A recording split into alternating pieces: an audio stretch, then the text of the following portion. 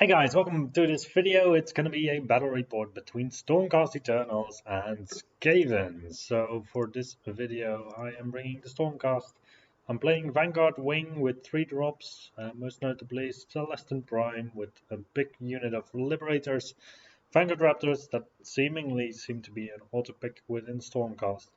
I have a first regiment with Indrasta, the Celestial Spear. I have a Knight Vexilla because I really believe that this piece is quite good if you couple it with the Prime, Indrasta, and also a Chariot, because of the healing mostly and the control that you get. I have a unit of Prosecutors to give me an extra unit that has 3d6 dice on the charge from Deep Strike. Storm Strike Chariot because I want to try it out.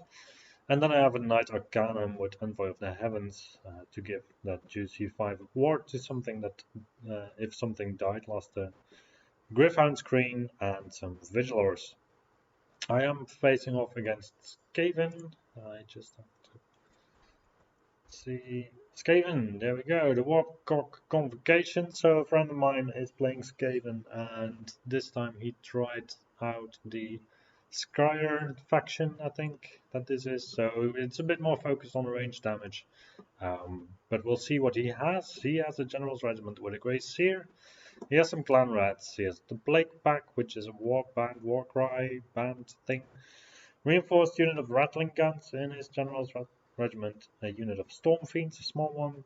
So one with the Grind of Fist, Doomflake Gauntlets, and the Clubbing Blows and Wildfire Projectors, all kinds of stuff. Then he has a regiment with the Vermlord Deceiver, which I think is a juicy model to play, but it's also really risky sometimes, and 410 is quite expensive. But when he does stuff that he needs to do, he's pretty juicy. Another unit of Clan Rats. And then in Regiment 2, he has an Archer Warlock and another unit of reinforced Rattling Guns. So there's a lot of shooting coming my way. Some Clan Rats to basically lock me in place and grind me down, and then the Deceiver to strike at a given moment. So let's see how this goes. So as you can see, we have started here. My opponent is taking the first turn after the deployment that we're doing. He deployed first, I believe, and then I was counter deploying. I was doubting what to put in Deep Strike and what not. Generally, I like to have the Celestin Prime already on the field before the battle begins, because he has 12-inch move, and that makes normally for shorter charges than if you deep strike him, because the first round you can deep strike him on 9-inch distance, second round 8 inches, third round 7 inches, etc. But with a 12-inch move and a possible reposition also in the enemy turn, I find that the charge distances become a bit less than if you deploy him out of deep strike.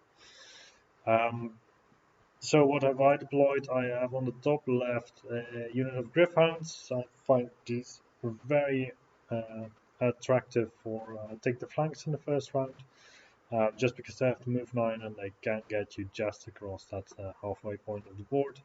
I have my Storm Strike Chariot in the middle because I'm really eager to try this out for the first time. I think Skaven is not the best matchup for this model because it mostly focuses on dealing mortal wounds. However, it will zone out a bit the Deceiver of my opponent.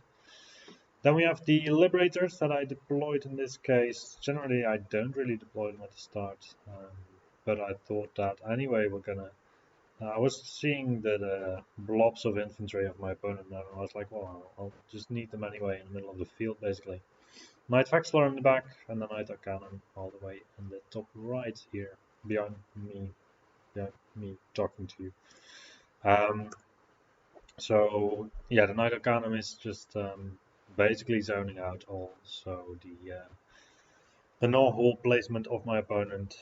It's nice to be able to zone out the no-holes of your Skaven opponent first round of the game, and try to do that for the rest as well. So my opponent, he mostly has a blob of infantry on the left, he has a blob of infantry in the middle, and then he was going to go for Seize the Center. I think Seize the Center makes a lot of sense, just because you want to be able to do an easy battle tactics. Skaven generally is quite good at doing battle tactics with the extra movement that they can do at the start of the turn. And then, yeah, on the right side you see that his Jezils have popped up towards the forest. I think it's a good play to protect them from range damage, because as they are in the forest, I can't really target them with anything. However, they are quite close to the Liberators, so I don't know about that. Because basically in my turn I can just walk up with my Liberator, stride around. So I like to choose Do Not Waver for my side. I have an easy charge with the Chariot and one of his units. I can deploy one of my 3d6 Deep Strike units, charging units. Like in Drasta, for example, or the Prosecutors. Prosecutors is a bit more risky because they can theoretically die even to 20 clan rats. So I just go ahead, I push up my my Liberators with Finest Hour, because I can put that on a unit that has already been deployed on the field. Bring in my Vanguard Raptors in the middle of the field to just start shooting at stuff. Anyway, I play Vanguard Wing, so I can bring them on or I can teleport them on a 3+ somewhere else. So basically, every turn that I can get some shooting done, I want to get some shooting done, because their shooting power is quite impressive, to be honest. Griffhounds stay on the left just to lure my opponent out into doing something to counter them, or at least to deal with them in some way. And the Chariot is preparing for a charge in the middle together with Andrasta that I also deployed from Deep Strike. So I will have a 9 on the charge. My opponent redeployed the rotary guns, and he also ambushed the Storm Fiends to dissuade me from charging into the rotary guns. So shooting wise, my long strikes can actually see the what are they called? The rotary guns. So I am very excited that my opponent redeployed in such a way that I could see them. I don't think there was a need for them. However, otherwise I would have probably shot at the clock back or the plate back or something else that would have taken quite some damage. But yeah, I'm feeling quite alright. I have a unit that can soak up the damage from my opponent's shooting with the Finest Hour and All Out Defense, so I'm at a +2 on my armor effectively. So I don't really worry about this first unit of rotary guns. I do manage to shoot off 3 of them as well, so that is quite nice. And then we later get to the charges. The Chariot get in, and the Andrasta also gets in. So I do get my 2 units in that have to charge. I debated putting Andrasta into the Clawed Fiends, the Storm Fiends. However, she did take 2 wins from covering fire from the rotary guns, because the rotary guns couldn't see the Liberators because they are not flying, and it's further than 3 inches actually through the forest, so they couldn't see them, but they can see Andrasta because she is flying. So with the 2 wins on me, I decided to just go for the Clan Rats. Probably I should have gone for the Storm Fiends, but I really didn't want to risk losing my battle tactic. Also, the thing with the Storm Fiends is that they have like 2 melee guys, 1 range support guy, so the opponent can choose first to kill the range support guy, and then only later kill the damage dealers in combat. So there is a chance that Andrasta would die, and I would not score my battle tactic. However, against the Clan Rats, I was quite confident. So my opponent does attempt to deal some damage to me. That is not very successful, but I do take a Wound of Shame. And then basically after that we go to my opponent's turn. I do use a Power Through on my Chariot. This is, I think, a place where I made a bit of a mistake, because I put the Chariot more towards the left side of the board, putting it closer to the Deceiver, which was totally unnecessary. So the Deceiver was at a distance of 19 inches of Andrasta. I think the Deceiver, I don't really want him to come into Andrasta. We are playing Device, by the way, which is where the objectives shift to the middle, so we both marked our objectives at the start. And now they're all moving into the middle. So yeah, my opponent's turn. I gave him a shorter charge with the Power Through of my Chariot, which was definitely not needed. I could just have gone backwards basically. So that was a bit of a mistake. My opponent take the flanks. He has a unit of rotary guns that can go towards the right flank, to which I cannot really act. He has a unit of clan rats that are easily within range of the left flank, so that is quite an easy battle tactic for him to score. Otherwise, he's casting some spells, trying to make sure that I cannot really get into the bottom right corner of the field with his general and with his other mage or his warlock. But as you can see, he doesn't really go on the bottom left objective yet, I believe. But then again, we're still doing his movement, so he's now figuring out the deployment of his rotary guns, so they will be more or less within shooting range, I believe, of the Liberators, and otherwise they can always shoot at my manifestation. And then on the left side we have the clan rats that are being positioned such that they will always be able to score both the objective and take the flanks. The deceiver comes into the middle to be able to charge onto my chariot. As I said, it's wholly undeserved to, or wholly unnecessary to put the chariot over there. Storm Fiends, they approach to get a charge in on the Liberators, and I think also my opponent tried to make sure that my long strikes didn't really have that much valid targets to shoot in the shooting phase. However, long strikes are really annoying to deal with as an opponent because they can also run and charge, which means that they can also redeploy and counter shoot like the covering fire. So you can redeploy them, and then you can counter shoot with covering fire. So I was looking at this. I don't really know exactly how the terrain rules work in this instance, because you can see that the long strikes are in the top. There's some storm fiends in the forest. One of them is partially in the forest. So can the long strikes in this case see the storm fiend or not? I don't think so, because it's more than 3 inches that you have to look through the forest. However, I have no idea what these forest rules, because I believe you have to be wholly within or something, but I think you can't see. So my opponent also on the bottom, he deployed some extra rotary guns. He could actually use these to fully shoot off Indrasta, so he didn't really need his deceiver out in the field to be able to shoot at Indrasta. I think it makes sense that he tried to just make sure that Indrasta was going to go off the table this turn, because otherwise she would definitely defeat the Claw Pack or the Plague Pack this turn, then be free to roam the next turn. So don't know if I actually spent an all-out defense on her. I have no clue, to be honest. But in my experience, Indrasta is a really funny piece because your opponent is really scared of her generally. And for me, it's like, I mean, I don't really care if Indrasta dies because she breaks up the field. She threatens everywhere on the board whenever she's on the field. And yeah, in the right matchups with monsters, she just changes the matchup completely. So yes, we go to combat because the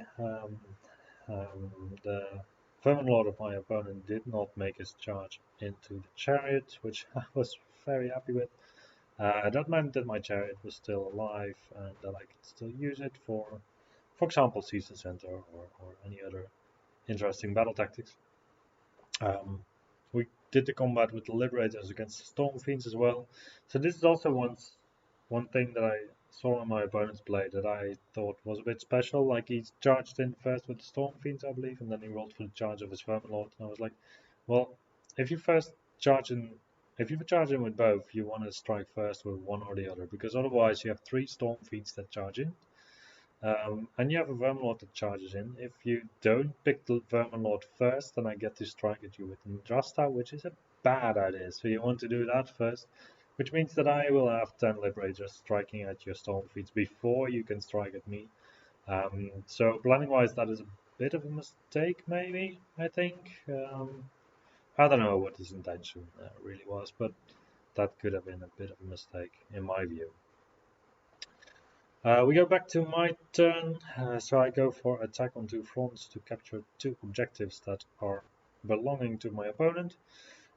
So Skaven does have some redeployment tricks with a move also for an infantry unit at the end of my own hero phase, I believe, and then they can still redeploy afterwards, so that is very juicy. So what I'm doing is that I put my prosecutors on the objective together with the vigilors, because in the bottom left, the objective is the objective that I want to score, and then I have an objective. The other objective that I'm taking is the one where the chariot went to the top left. So the prosecutors are there to lock the clan rats in combat together with the rotary guns. And then the vigilers are there to stand on the objective. So after the vigilers a bit closer, so they are going to be shot at with covering fire if my opponent uses covering fire. And then otherwise I redeploy the Vanguard Raptors to be able to shoot at the Vermin Lord. I put down the Celestin Prime to be able to charge at an 8. So this is also a situation where I would have preferred to have the Celestin Prime already on board, because if I had him a little bit more in the backfield, the 12-inch move plus a charge would have meant that I would have gotten an easier charge than an 8. And also first round you can always still charge on a 12 and maybe you'll make it, but if you're not on the board you will definitely not make it. So then we go to the charges. So yeah, covering fire shoots off 3 vigilors, so it's really good that I brought an extra unit there. The prosecutors, they do make that charge, and the 2-inch coherency range does help me to pin down both units onto the in combat, so that they cannot effectively redeploy. And then on the top left, I can use my chariot's footprint to fully ensure that my opponent cannot get onto the objective. So that I like the chariot objective-wise. Celestin Prime obviously doesn't make it onto any objective or within any charge, because, well, why would he? And then we have the Knight Arcanum on the right, locking in the rotary guns in combat. So I was thinking about this, like, okay, I have a mage, I can use him. It's a Stormcast mage, so he still has a 3 up armor and a 5 up ward because he's on the disc, on the Days Arcanum. And he has 6 wounds, so he's quite sturdy still. He's not going to die to a whiff. And I didn't really realize how pathetic rotary guns are in combat. But they are quite pathetic, so yeah, I was quite happy to lock them in combat. Because if they retreat, they can't shoot in the same turn, which basically locks them down for a round. So they really need support from other pieces, I find. Double rotary guns running that is, I don't think it goes well with the Deceiver, just because you just miss combat threats. Like the Deceiver is a really good combat threat, however it's very local, and I think you would be better off with some other glass cannons that can make sure that your rotary guns are not going to be engaged by your enemy. Yeah, so this is the current state of the board. Prosecutors, they successfully locked out the combat unit or the units of my opponent, and then the chariot also made sure that he could score the objective. Combination of the Knight Vexlor and the chariot is also quite nice, because you can give the +3 control to the chariot, which it sometimes desperately needs. But yeah, that's it. So far we're at an 18-18 draw score. Then we go to the Skaven turn, but the Skaven side is being ground down a little bit. My opponent did tell me that his experience is that Stormcast is quite a challenging matchup for Skaven. And I feel that he's right. Like, Skaven, I believe, over years and iterations of Warhammer Fantasy and any other game system where they have been it, they have always had the strong point against really elite armies that are mostly focused on combat, and they suffer both against the Horde armies or at massed semi-elite armies, which I would say Stormcast also is. Like, sure, you have 3-up saves everywhere, but your combat profiles are not over the top. Like Slave to Darkness is, I think, an easier matchup for Skaven, just because they have lower flexibility, but they just invest more in really obliterating units in combat. But Skaven doesn't really care. It's like, okay, you kill a unit of mine, yeah, whoop-de-doo. Yeah, so then my opponent's turn, he is going to go for Ordained Charge, which means that he must have 2 units that charge, and he has to flip an objective with one of the units that has charged, I believe. So he went for the bottom left objective where my prosecutors are and the vigilers. He does manage to kill some, I believe, and in the end he does manage to make the battle tactic. But one of his units died, and the other is a hero that didn't die, because I only had 7 prosecutor attacks. I didn't have unlimited prosecutor attacks. He does summon the Vermintide as well on the right. These endless stream of rats that just don't disappear. But otherwise, it's looking quite bleak for the Skaven at this point, because there's not that much on the board anymore. So my opponent can bring back a reinforced unit of every unit that died, I believe, or something like that. However, the question is whether this will really turn the tide. I feel like I haven't suffered the losses that I should have suffered in order to make me really really fear for a win here. Because I still also have some quite easy battle tactics that I can do, like I have take the flanks that I can manage with the wizard and the vigilors, and then I still have reclaim the realms, which is quite easy if you can just teleport with a unit or just have extra units that don't really have anything to do. I can also still take the land, I can still seize the center, and then I still have the ones where I can kill a character as well. So I have plenty to choose from, whilst my opponent is struggling a bit more, mostly because also the objectives are going to be centered in the next round. I have my Knight Vexlord there, so he will quite likely be able to control it, because he has control 8 by himself, and he can get a -5 on the opponent if I manage to get into combat range. So yeah, objective-wise, it's probably mine for the later rounds. So I was feeling quite confident at this point. We're just rolling it out. We're just seeing what is happening. I have no idea what we are killing right now. But, I believe the Vanguard Raptors, they still killed something in shooting. The Chariot is doing a really good job here. Just going around the board. It's a funny piece because normally if you don't use any command points on it, it doesn't do that much. But then when you turn on the power through it, the extra 2d3 mortal wounds is juicy. It is really juicy against the right targets. Like against clan rats, it doesn't really matter that much. But yeah, there's definitely different things that struggle from it. So my opponent still has 1 objective at this point, but we end the game over here. With a 48-30 win for the Stormcast. Because I do manage to get my Do Not Waver attack on 2 fronts, take the flanks. Let's go a little bit back here and just pause the video. Well, I'm sorry. Yeah, so I do have my Do Not Waver, attack on 2 fronts, take the flanks, and reclaim the realm, and take the land. My opponent had seized the center, take the flanks, ordained charge, but then he can still take the land without getting any objectives still, and then none are possible in the last round, making it a 48-30 victory for the Stormcast. It was an enjoyable game. It was a good game. Let's see if there was any particular spot where it really went wrong for my opponent. So you could say that at the start maybe seize the center. I don't know